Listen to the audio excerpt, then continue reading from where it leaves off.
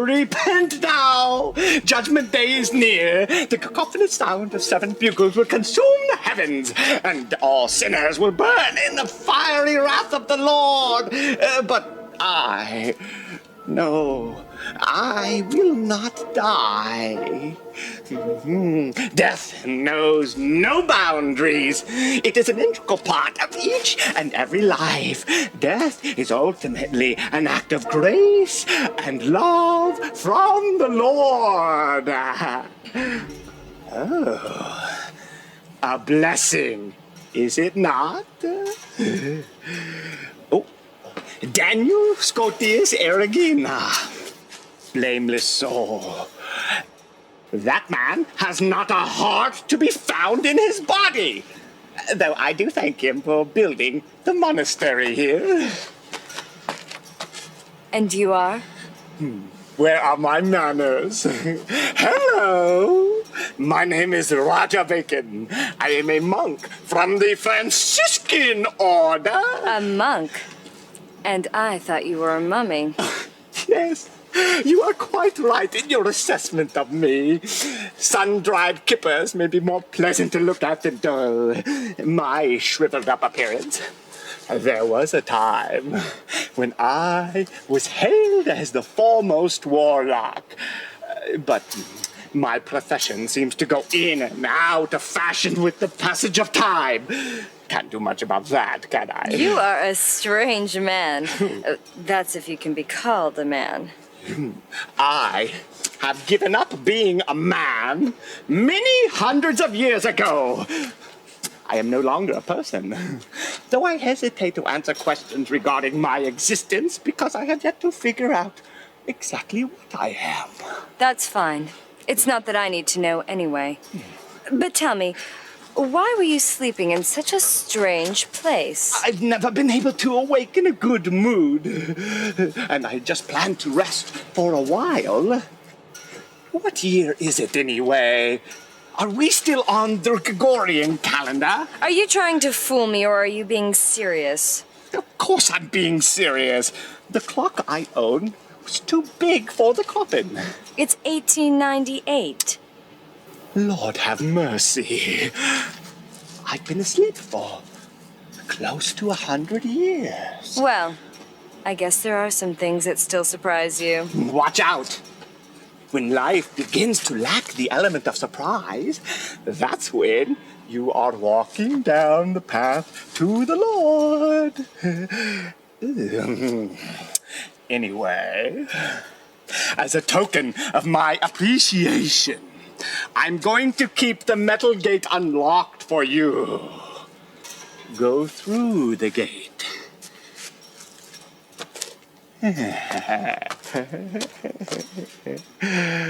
Why would you do this for me? Well, it seems to me that your friends are running amok inside the monastery grounds. They're making so much noise. Would you mind telling them to keep it quiet? Hmm?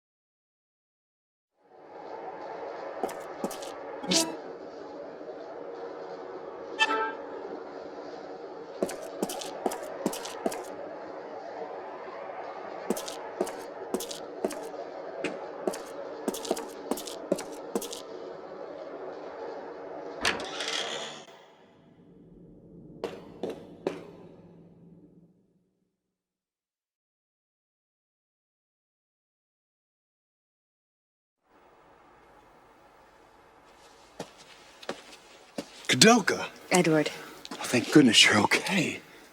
that's not completely the case. I have some bad news for you. I saw the caretakers, both the husband and wife. Really, where were They're they? dead.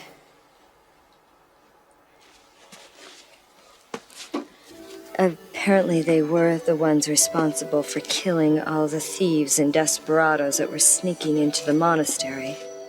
And with good reason. I don't know. I don't believe it. You should know very well what has been going on. Ogden was trying to avenge the death of Elaine. Death of Elaine? I don't believe it. This is preposterous. Who is Elaine? I have no idea. All I know is Elaine's spirit called me to this place. Tell me, who is Elaine? And Patrick? The caretakers told me that robbers broke into Elaine's home while Patrick was away and murdered her. Elaine was a benefactor for the caretakers. They took it upon themselves to murder every single robber and desperado that entered their grounds. It was a form of revenge for them.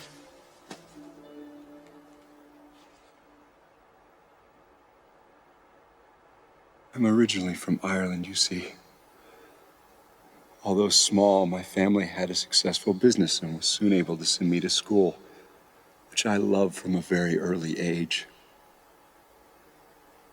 I was soon accepted to a prestigious university in England. And with my parents' assistance, I made my way across the ocean. I met Patrick at university. We were both studying chemistry and embarking upon similar paths. About that same time, we began competing for the love of a beautiful woman, Elaine, and we had a falling out. I loved Elaine with all my heart. Omnia vincit amor. But love does not conquer all. I soon discovered that I lacked the social status and inheritance money necessary to properly care for someone so well-bred and sheltered as Elaine. I gave up my suit and made way for Patrick. To ease my pain, I joined the church and left the secular world behind.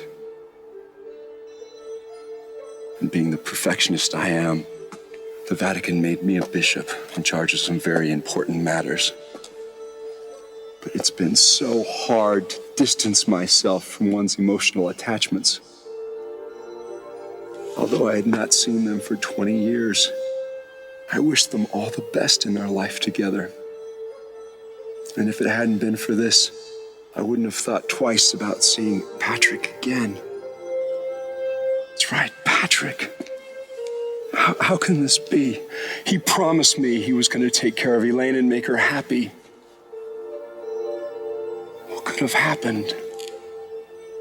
Being a witness to the gory aftermath.